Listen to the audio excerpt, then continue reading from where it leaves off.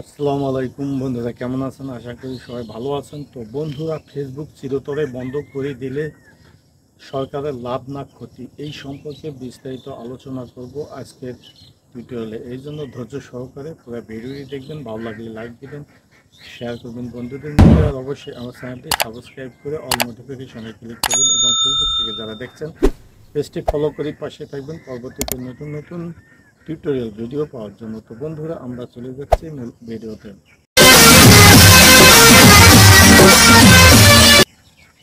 তো বন্ধুরা, যা বলছিলাম যে বর্তমান বাংলাদেশে চলছে শিক্ষার্থীদের চাকরি নিয়ে, অর্থাৎ শিক্ষার্থীদের চাকরি নিয়ে মেধা কোটা, এবং এই মেধা নিয়ে কোটা বিরোধী আন্দোলন, কোটা সংস্কার আন্দোলন। এই কোটা বিরোধী আন্দোলনের মুখে সরকার অনলাইন থেকে শুরু করে ফেসবুক, টুইটার, বাংলাদেশের যত সোশ্যাল মিডিয়া আছে সব বাংলাদেশ থেকে বন্ধ করে দেওয়া হয়েছে, এবং এই সব সোশ্যাল মিডিয়া সহ ইন্টারনেট বন্ধ করে দেওয়া হয়েছিল। কিন্তু বর্তমান বাংলাদেশের প্রেক্ষাপট, বাংলাদেশের সহিংসতা, বাংলাদেশের আন্দোলন নিয়ে একটু স্বাভাবিক হওয়ার কারণে আপাতত ওয়াইফাই অনলাইনটি চালু করে দেওয়া হয়েছে, অর্থাৎ ওয়াইফাই নেটওয়ার্কটি চালু করে দেওয়া হয়েছে। তাও আবার গতি খুব স্লো, দুর্বল গতি। তো এখনও ডেটা ইন্টারনেট খুলে দেওয়া হয়নি। আর সেই সঙ্গে ফেসবুক, মেসেঞ্জার, হোয়াটসঅ্যাপ এবং টিকটক সহ বাংলাদেশের থেকে এইসব বন্ধ করে দেওয়া হয়েছে, আর এসব বাংলাদেশ সরকারে দিয়েছে। তো এইসব দেওয়ার মূল কারণ কি সেটা সরকারে ভালো জানে, তবে আমার জানা মতে যে ইন্টারনেট সেবা বা ফেসবুক, টুইটার, সোশ্যাল মিডিয়া বন্ধ করে দিচ্ছে, এতেই সরকারের লাভ না ক্ষতি, তো এই সম্পর্কে আমরা আলোচনা করব। তবে তার আগে আমি আপনাদের কাছে অনুরোধ করছি, আপনারা কমেন্ট বক্সে অবশ্যই জানাবেন আপনার ব্যক্তিগত মতামতে এটা কি হতে যাচ্ছে, অর্থাৎ ইন্টারনেট সেবা সহ ফেসবুক বন্ধ করে দিলে সরকারের লাভ না ক্ষতি। আপনার মতামত কমেন্ট সেকশনে ব্যক্ত করবেন। তো বন্ধুরা, আসলে কোটা বিরোধী আন্দোলনের মুখে পড়ে, যাতে কোটা বিরোধী আন্দোলনের মুখে পড়ে সরকার কিন্তু ইন্টারনেট সহ সোশ্যাল মিডিয়াগুলো বন্ধ করে দিয়েছে। তো আপাতত এখন পর্যন্ত আমাদের দেশে, বাংলাদেশে ফেসবুক মিডিয়াটি এখন পর্যন্ত চালু করা হয়নি। আর এইসব ফেসবুক, অনেক বাংলাদেশি আছে ফেসবুক, 2 কোটি গ্রাহক রয়েছে, 2 কোটি ইউজার রয়েছে, যে ইউজাররা প্রত্যেকের হাতে তাদের অ্যান্ড্রয়েড ফোন, এবং অ্যান্ড্রয়েড ফোন দিয়ে ফেসবুক চালায়। আর এই ফেসবুক ইউজারেরা ইদানিং ফেসবুক বন্ধ করে দেওয়ায় বিভিন্ন ধরনের ভিপিএন ব্যবহার করছে। আর এই ভিপিএনগুলো এখন গতকালকে দেখেছি যে ভিপিএনও অনেক জাম দেখা দিচ্ছে, ভিপিএনও অনেক ব্লক দেখা দিচ্ছে, ভিপিএনও আর কাজ করছে না। তো সেক্ষেত্রে বিশেষ বিশেষ ভিপিএন বিভিন্ন ধরনের ব্যবহার করে কাজ চালাচ্ছে, কিন্তু তাতে তাদের ফেসবুক প্রোফাইল বা পেজের দুটোই ক্ষতি হতে পারে, আর এই ক্ষতি হলে আরও সমস্যা। তো যাই হোক, যা নিয়ে কথা বলছিলাম যে যদি ফেসবুক বাংলাদেশ থেকে চিরতরে বা স্থায়ীভাবে বন্ধ করে দেওয়া হয়, তো এর জন্য সবচেয়ে বড় ক্ষতি হবে বাংলাদেশ সরকারের। আর সরকারের ক্ষতিটা কি? অর্থাৎ আমরা ফেসবুকে যারা আমাদের পেজ বা প্রোফাইলের মনিটাইজেশন পেয়েছি, এখান থেকে লক্ষ লক্ষ টাকা আমরা ইনকাম করি, এবং এই টাকাটার রেমিটেন্স সরকার অবশ্যই পায়। অর্থাৎ আমি যদি ফেসবুক থেকে 1 লক্ষ টাকা আর্ন করতে পারি বা অর্জন করতে পারি বা কামাই করতে পারি, সেখান থেকে সরকার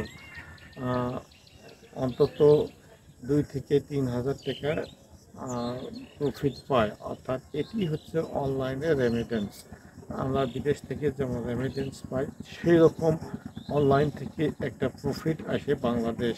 আর এই প্রফিটটার কারণে বাংলাদেশ কিন্তু, যদি ফেসবুক বন্ধ করে দেওয়া হয়, সেক্ষেত্রে এই প্রফিটটা বাংলাদেশ হারাবে। আরও কী কারণে বাংলাদেশের ক্ষতি হতে যাচ্ছে, তো বাংলাদেশের বড় বড় বিজনেস ব্যবসায়ীরা ফেসবুকের মাধ্যমে তাদের বিভিন্ন প্রোডাক্টের দ্রব্যের বিজ্ঞাপন দিয়ে থাকে এবং তাতে করে তাদের আহ, দ্রব্যগুলো বাজারজাত এবং খুব দ্রুত পাবলিসিটি লাভ করে থাকে এবং তা থেকে তারা প্রচুর পরিমাণে আর্ন করে থাকে। আর এসব পণ্য দ্রব্য থেকে বাংলাদেশ সরকার প্রচুর পরিমাণে একটা ভ্যাট পায়। আর এই ভ্যাট থেকে যদি ফেসবুক বন্ধ করে দেওয়া হয়, তো এই ভ্যাট থেকে সরকার বঞ্চিত হবে। তাহলে এক এক করে দেখা যাচ্ছে যে ফেসবুক প্রোফাইল বা পেজের অ্যাডমিনের যে টাকাটা বা যে রেমিটেন্স যে অতিরিক্ত টাকাটা সরকার পাচ্ছে না, ব্যবসায়ীদের কাছ থেকে তারা ভ্যাট পাচ্ছে না, ব্যবসায়ীদের কাছ থেকেই পাচ্ছে না।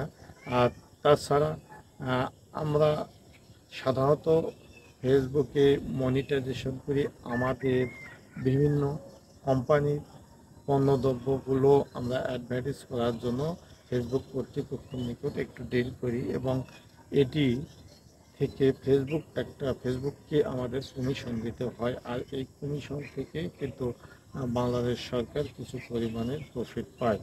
তো যাই হোক, সব মিলে দেখা যাচ্ছে যে আসলে ফেসবুক বন্ধ করে দিলে সবচেয়ে বেশি ক্ষতি হবে বাংলাদেশ সরকারের। আর এই সরকার এই ক্ষতি সামান্য ক্ষতির জন্য, অর্থাৎ সামান্য আরেকদিকে স্বার্থের জন্য এত বড় ক্ষতি, এটা আসলে দেশের জন্য খারাপ। অর্থাৎ দেখা গেছে যে ফেসবুক চলাকালীন সরকার যা মনে করছে যে ফেসবুক টার্মস অ্যান্ড কন্ডিশন বা ফেসবুক প্রাইভেসি পলিসি বাংলাদেশের জন্য যেটা হওয়া দরকার সেটা করছে না, বা সেই অনুযায়ী ফেসবুক কাজ করছে না। এটাই হচ্ছে বাংলাদেশ সরকারের অভিযোগ। আসলে ফেসবুকে যে টার্মস অ্যান্ড কন্ডিশন বা যে প্রাইভেসি পলিসি দেওয়া আছে সেইগুলো ফেসবুক কাঁটায় কাঁটায় পালন করে আমি মনে করি। কারণ আমি একজন কন্টেন্ট ক্রিয়েটর হিসেবে দেখেছি যে কপিরাইট বা রক্ত বা থ্রেড বা ভয় ভীতি প্রদর্শন সহিংসতা এসব সম্পর্কে ভিডিও আপলোড করলে ফেসবুক কিন্তু আমাদের ভিডিওগুলো ব্যান করে দেয়, বাতিল করে দেয়। তো সেই কারণে ফেসবুক যে আহ, তাদের ক্রাইটেরিয়া রেখেছে বা ফেসবুকের যে প্রাইভেসি পলিসি রেখেছে সেটি আমার মতে তারা পূর্ণরূপে কার্যক্রম করে থাকে। তো যাই হোক, এখন আমার মতে যে একটা সামান্য একটা অর্থাৎ যে কোনো জিনিসেরই একটা মেরিটস ডিমেরিটস রয়েছে। অর্থাৎ একটা জিনিস থেকে আমরা কোনো কিছু উপকার পেলে সেখান থেকে কিছু ক্ষতি বা সাইড এফেক্টও আমাদের মাঝে আসে। আর এই সাইড এফেক্টের পরিমাণটা যদি কম হয়ে থাকে সেক্ষেত্রে আমাদের বেশিরভাগ লাভ হয়ে থাকে। তো সরকারের মতে যে ফেসবুকের কিছু সাইড এফেক্ট রয়েছে, সেই ইফেক্টটাকে যদি সামান্য মনে করা হয় সেক্ষেত্রে আমাদের বড় ধরনের প্রফিট আসতেছে। তো এটি থাকাটা স্বাভাবিক। আর এটি মনে করে ফেসবুক চালু করলে হয়তো আরও ভবিষ্যতে বাংলাদেশ আরও উন্নত হওয়ার পথ দেখতে পারে। তো যাই হোক বন্ধুরা, এই সম্পর্কে আপনাদের মতামত কমেন্ট সেকশনে জানাবেন। অর্থাৎ আপনারা কি মনে করছেন যে আসলে ফেসবুক বন্ধ হলে সরকারের লাভ না ক্ষতি, এই সম্পর্কে আপনাদের ব্যক্তিগত মতামত অবশ্যই কমেন্ট সেকশনে লিখে জানাবেন।